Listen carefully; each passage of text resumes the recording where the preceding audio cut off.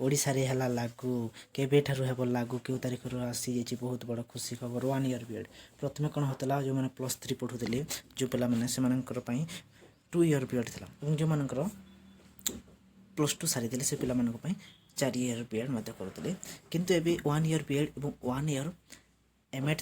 रो notification already आसी जेछि केबेठारु यह लागू हो देखन so national council for teacher education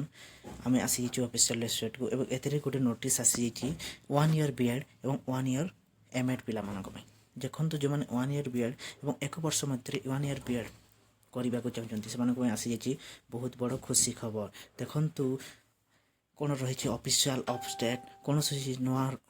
notification आसी जेछि म देखि दोछि कोन रहि छि केबेठारु लागू हो देखंतु national council for teacher education रो यह आसी जेछि ऑफिशियल वेबसाइट एरा देखंतु introduce the reintroduce the 1 year bachelor of education B.ed and master of education program तो नोटिफिकेशन एरा पूरा रियल ओटे आपनकर केबेठारु लागू हेबो भी मध्य आसी जेछि देखंतु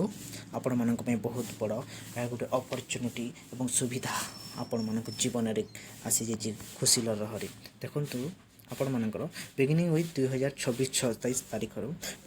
ए वर्ष छाडी कि आपनकर 2026-27 ठारू यह लागू होबाक जाउछि 1 ईयर बीएड एवं 1 ईयर एमएड फुल फॉर्म होछि मास्टर ऑफ एजुकेशन देखंतु एनसीटी इज सेट टू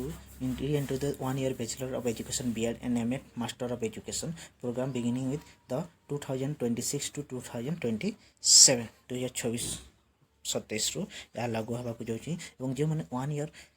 जो माने पीजी सारी छथि से मानक पई 1 ईयर बीएड होबाक जाउ अछि जानिले ए वीडियोटी आपन को जदि भलो लागिबो